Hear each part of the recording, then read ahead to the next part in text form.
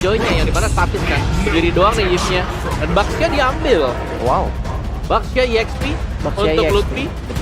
Dan Wait, Baxia EXP atau Baxia Jungler om? Joy-nya EXP.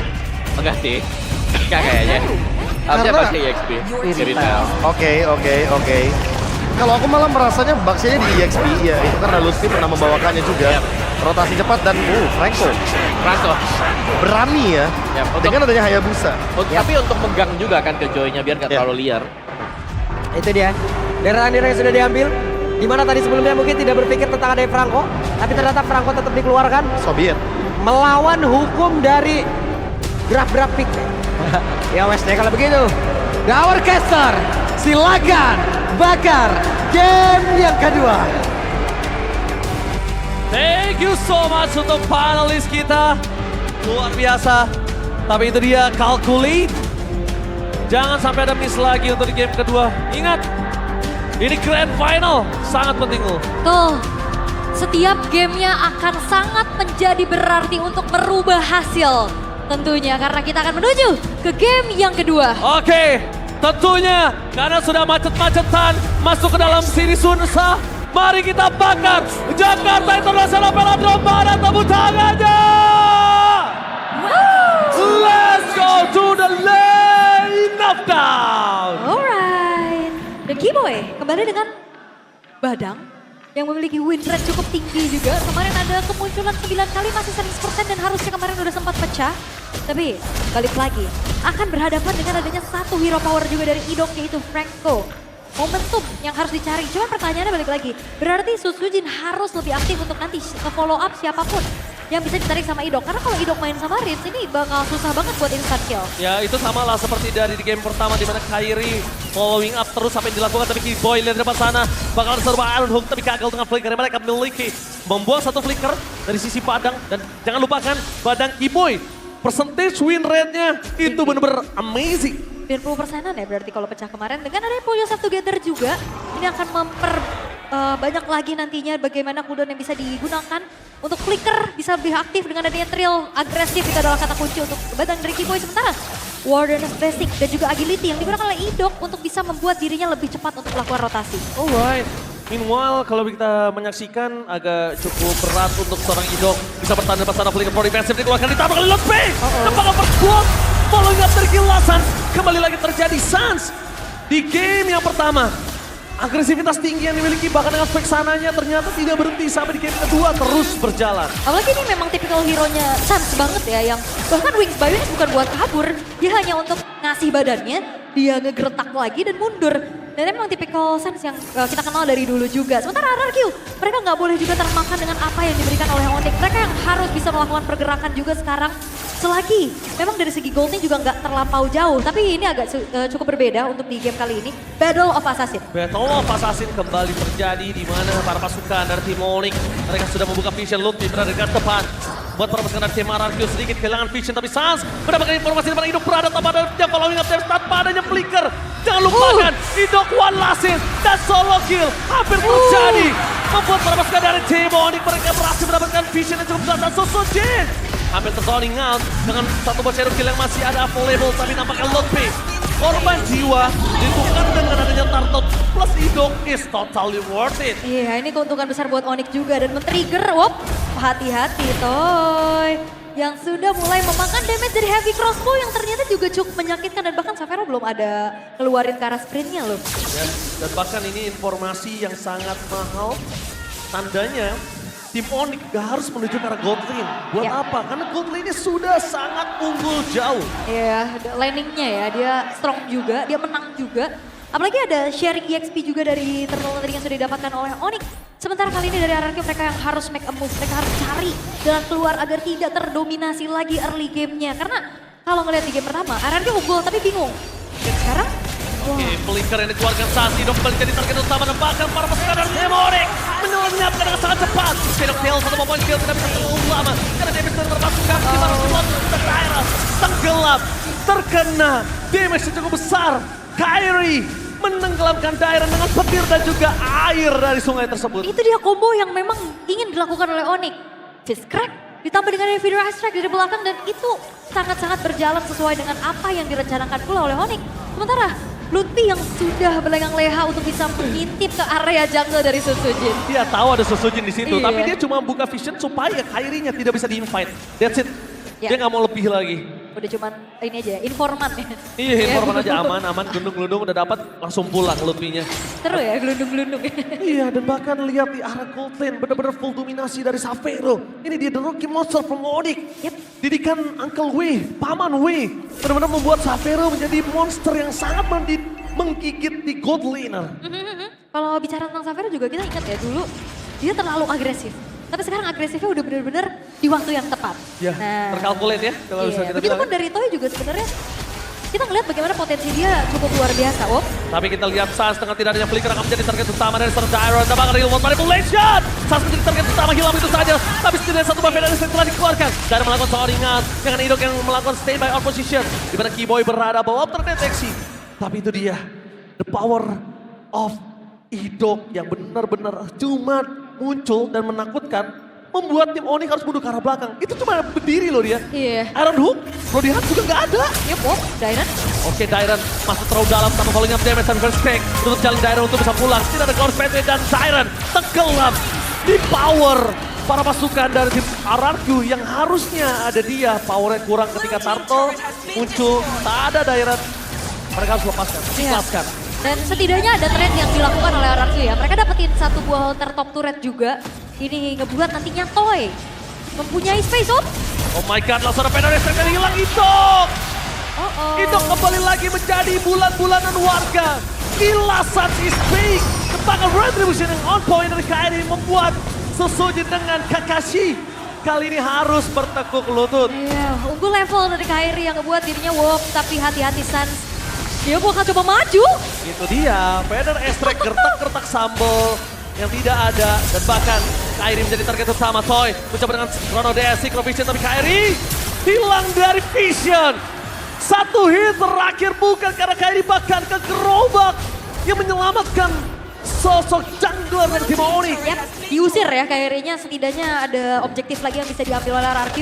Mereka secure dan udah fun fact nih, 100 juta, wah, 109 juta 97 ribu dua minion. minion yang sudah lenyap di Land of Dawn. Dari Red in season peace, Red in peace ya, Rest in peace ya. Season 1 dari 2015. Iya, 7 tahun tuh. Dan bakal langsung mati mania mantap. Kehilangan Lutfi sebagai badan tapi Kairi tidak terkenal diam. Real World Manipulation mencoba untuk menutup jalan di sana Kairi tapi Susujin masih mau lebihkan. Fist crack from Keyboy. What a play from Keyboy. Fist cracknya menutup jalan Susujin bahkan tidak ada. Shadow kill di depan sana. Itu dia musuh dari segala assassin.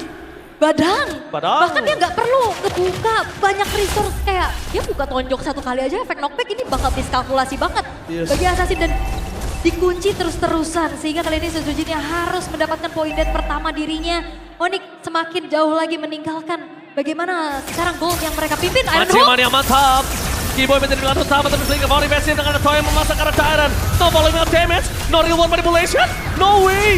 Keyboy tidak boleh dilepaskan begitu saja karena lihat apa yang dimiliki dari tim Onyx itu Keyboy kalau selamat dia bounce back bisa balik walaupun tanpa flicker. Dia punya fist break. Tapi ya ternyata Keyboy yang hilang ini menjadi sebuah angin segar juga untuk RRQ. Di mana turtle-nya juga sudah muncul. Kesempatan mereka untuk bisa mematahkan perfect turtle bagi Onyx terbuka sekarang. Tapi mereka masih punya Lutfi, mereka masih punya distraction. Maka coba ditutup di depan sana. Harus sekarang di RRQ terlihat dengan posisinya cukup banyak. Dan Xavero free hit. Kairi dan free hit from Xavero. Yang bisa terlalu besar. Berhasil mendapatkan steal. Turtle, what the play from Kairi. Again, perfect turtle for Onyx. Berubah segalanya. Dan under kondisi dari RRQ makin tenggelam di Land of Dawn. Wow, ini akan semakin mendominasi lagi bagaimana Onyx mereka menambahkan kembali keunggulan mereka. Dengan secure ke arah perfect turtle-nya. Bloodwing sekarang sudah diamankan juga oleh Sans. Dan bagaimana tidak damage dari Kairi sulit dibendung. Holy Crystal-nya udah selesai dan item defense magic dari RRQ cuma ada di Dairon saja dengan membeli buah Radiant Armor. Ya, tapi yang harus diingat oleh para pasukan dari tim RRQ, para raja muda mereka harus tahu reset yang cepat. Karena Onyx selalu melakukan hal tersebut, reset yang cepat. Dan ini harus dilakukan oleh RRQ, kalau tidak, memang ini best of 7. Tapi 4 game itu nggak banyak loh.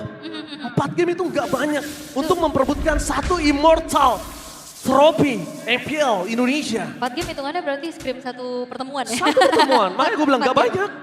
Benar. Alright, dan kali ini RRQ mereka harus mencari lagi bagian momentumnya karena ini Lutfi juga ganggu banget, dia tabrak lagi Dairon-nya. Lutfi memang ditugaskan untuk melakukan zoning out dan lihat Tyrant bahkan gak punya power atas Lutfi. Ketika kita tahu Lutfi ini menjadi badan untuk tim Onyx, sebaliknya Dairon menjadi badan untuk tim RRQ, bahkan bisa kita bilang Dairon adalah salah satu power initiate-nya RRQ. Tidak ada yang bisa dilakukan kalau Dairon-nya nggak bisa make a move. Iya, kayak tadi sebenarnya udah bagus ya. Dairon-nya pas ngeliat Suns-nya berdiri, dia langsung buka Burst That Way dan dapat itu menjadi sebuah hal yang mungkin bisa dicoba lagi oleh RRQ. Tapi masalahnya sekarang udah mulai susah nih. Maksimalnya mantap! The Winter Crown berhasil membuat Gimel bertahan tapi dengan terus kita berfollow yang teman Kairi langsung fokus ke backline. Sama ada follow yang TMS dengan damage yang tidak dimiliki dari tim RRQ. Malah mereka yang terkocar kacir. Maksimalnya mantap! Lebih target satu-satunya yang bisa mereka makan dengan segala damage yang mereka berikan. Tapi Onyx mereka punya positioning. Satu yang paling penting yang belum terpecahkan oleh RRQ. Kairi tidak bisa terikat. Iya. Dan tadi juga Rinse selamat loh, akhirnya gak ada trade point kill kan yang dilakukan sama Onyx-nya. Rinse selamat walaupun kena tetesan Feeder Ice Strike, tapi mungkin hidupnya udah mulai bisa ganti lagi gameplaynya karena tadi kita udah ngeliat Iron Hook. Terus juga dengan ada Bloody Hand. Kiboy! Ini shift power, targetnya sangat mahal. Toy langsung mengelabui lautan dan bahkan dilakukan dari tim Onyx. Berhasil membuat mereka mendapatkan Lord yang pertama. Wah, dan angle tabrakan kembali terjadi. Tabrakan kembali terjadi, tidak ada nafas tambahan. Tapi kalau mereka follow dengan damage yang berbahaya adalah satu. Lordnya akan jadi sia-sia kalau mereka gagal. Ini Suns-nya lihat lagi-lagi ya. Terbang. Gila, Suns is back. Tapi Kiboy, bener-bener ini jackpot banget dia bisa dapetin Toy. Yes. Yang dari tadi aman, dia bisa free space untuk farming. Dia belum tumbang sama sekali. Dengan item juga ini akan menuju ke arah Worldly Crystal harusnya. Tapi untuk kali ini, Toy yang sudah terkena satu buah backstep yang begitu mengerikan dari Kiboy. Dan flanking yang dari Kiboy yang tidak ketahui sama sekali oleh para pasukan dari tim RRQ. Awareness yang miss harus sudah mereka mulai resetan, tapi gila Suns is back. Semenjak adanya Baba Yeba is back. Suns online again. Ngaruh ya, ngaruh. Ngaruh. Oke. Karena memang dia korban keusilan kan biasanya. Jadi keluar lagi nih kodam gilanya juga nih. Tapi di bawah, seperti yang terjadi. Oke, langsung ada pelihatan ada bola yang TMS sepakat. Lihat Kairi! Outplay! Roadplay! 2 point kill didapatkan oleh Kairi. What the amazing jungler from Onyx berhasil mendapatkan permainan yang sangat luar biasa, split push yang digagalkan, tapi 2 point kill taruhannya gak worth it untuk RRQ. Ya sekarang memang levelnya juga jauh banget. Kairi sudah level 15, 1 versus 2, what an outplay. Yang akhirnya membuat RRQ mereka hanya sedikit mendelay waktu saja. Itu dia. Agar Lordnya tidak kembali dikawal oleh Onyx. Tapi dengan zaman pos yang dikeluarkan para pasukan dari tim RRQ, mereka mencoba melakukan defensif. Lutfi menjadi target utama mengejar Star Race. Tapi body block di lapangan Lutfi sudah cukup enough. Dan bahkan para pasukan dari tim Onyx dengan 7.600 gold difference. How come RRQ mereka harus farming terlebih dahulu, tapi permasalahan maksimalnya mantap. Suns tidak berhasil tumbang. Dan itu dia Wings by We save the day for this time. Meanwhile Kairi hampir saja menukar dengan 1 poin kill tambahan. Dan terjauh untuk pulang. Mencoba untuk maksimalnya mantap. Ketika minion dan Chain. Shadow kill. Dan Suns. Gila Suns.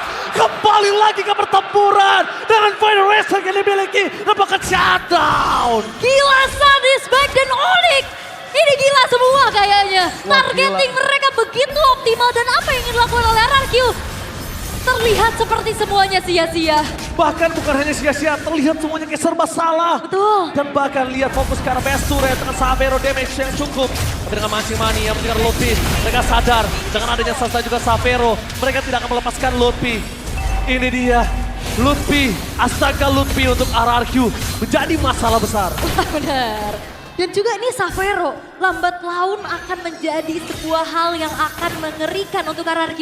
Karena tadi splash damage dengan adanya Force of the Queen dan juga Heavy Crossbow. Ini sangat-sangat mampu untuk bisa mengacak-acak lini depan, terutama bahkan yang diharapkan menjadi lini depan adalah Dairon. Dairon aja kena armor break. Dia udah babak belur banget Udah bonyok. aslinya. Itu yang sempat saya bilang. Dengan power pick mereka terhadap Dairen. Tapi lihat Dairen terbuka positioningnya. Visionnya cukup jelas. Membuat Dairen akan dilenyapkan dengan sangat instan. Tapi satu hal yang mereka harus pastikan. Di mana Lord kali ini harus mereka dapatkan. Mid lane terbuka dengan sangat bebas. Dan hand came by Samsung Galaxy S25 series. Wah ini tangannya Kairi ya. Harusnya Lihat ya. sebagaimana cepatnya juga dia memberikan basic attack skill demi skillnya. Bahkan sambil geser-geser main tapi karena aman keadaannya nggak ada kontes. Dan karena kali ini Onyx mereka nggak akan tinggal diam, mereka tabrak Tapi lagi. lihat Lutfi menjadi padan, tepat di blok menuju ke arah satu poin kill yang sangat kali dong. Sabarnya ini setahun, tapi Kairi benar-benar kunci ke arah backline, fokus ke arah base, nggak boleh apa-apa terjadi. Tapi ini bencana. Para pasukan dari tim RRQ mereka kehilangan 2 pemainnya. Dairen di garis depan, tapi Savero masih bisa memberikan damage tambahan, tapi Sans akan melakukan cover dengan sangat siap. Kiboy, materi Kiboy tanpa adanya first break, tapi mereka masih punya first break. Di depan sana hilang, instant kill. The monster from base-nya? Morning. Savero take the careful. Oke, tanpa perlu Lord Evolve 14 menit. Game kedua masih menjadi milik Sang Raja Langit. Onyx memimpin dengan semua player mereka yang online. Onyx bukan